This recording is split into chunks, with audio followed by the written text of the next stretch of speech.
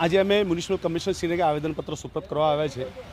વડોદરા શહેરની અંદર ભ્રષ્ટાચારે ત્રાહિમામ પોકારી દીધો છે। ક્યાંક ને ક્યાંક કોર્પોરેશનની તિજોરી ભરેલી હોય તો અધિકારીઓનું કોન્ટ્રાક્ટરોની ઊંઘ આવતી નથી।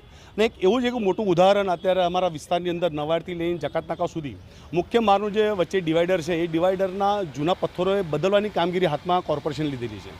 આજે જે જૂના પથ્થરો હતા જૂના પથ્થરોનું અમે સેમ્પલ આજે કમિશનરશ્રીને બતાવવા આવ્યા છે। અને ખરેખર તમને કહી દઉં કે સારી ક્વોલિટીની જે જૂના પથ્થરો હતા, હેવી પથ્થરો છે, સારા ગુણવત્તાવાળા છે, છતાંય આ લોકોને બદલવાની એટલી બધી શું જરૂર પડી?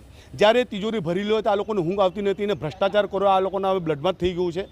લોકોના પૈસા ખોટા વેડફાઈ રહ્યા છે। એટલે અમારી કમિશનરશ્રીને એક જ માંગ છે કે આ જે પથ્થર લાવ્યા છે પથ્થરની તમે ગુણવત્તા તમે તપાસ કરો ને અત્યારે જે નવા પથ્થરો છે એની તમે ગુણવત્તા તપાસ કરો। તમને બંનેમાં વસ્તુમાં ફરક પડશે। અને આ તો તમને ખરેખર કહી દઉં છે, આજની તારીખની અંદર લોકોને રસ્તા સારા મળતા નથી, ડ્રેનેજો ભરાઈ જાય છે ને ખરેખર જ્યાં ખર્ચા કોર્પોરેશન કરવા જોઈએ ત્યાં કોર્પોરેશન ખર્ચા કરતી નથી ને આવી રીતે અંધેરનગરી ગાંડુ રાજા જેવું કામ અત્યારે તંત્ર કરી રહ્યું છે। ગમે ત્યારે કંઈ પ્યોર બ્લોકનું તમે જો પ્યોર બ્લોક આવે એટલે ગમે ત્યારે પ્યોર બ્લોક ઉઠાવીને નાખી દેવાના, નવા નાખી દેવાના। અને એ પ્યોર બ્લોક ગમે ત્યારે તમે જો કે કોઈ બી ખૂના ખતરામાં પડેલા હોય છે। એટલે લોકોના પૈસા ખોટા વેડફાઈ રહ્યા છે। અને અમારી એક જ માંગ છે કે આની પાછળ જે પણ અધિકારી કે જે ખરેખર આનું જે પણ અધિકારીને અંડરની આની કામગીરી ચાલતી હતી એને તો શું જોઈને પથ્થર બદલવાની કામગીરી હાથમાં લીધી। એટલે આની પણ તપાસ થાય અને જે પણ કોન્ટ્રાક્ટર જે પણ અધિકારી હશે એને વહેલામાં વહેલી તકે સસ્પેન્ડ કરવાની માંગ સાથે આજે અમે કમિશનરશ્રીને આવેદનપત્ર આપવા આવ્યા છે।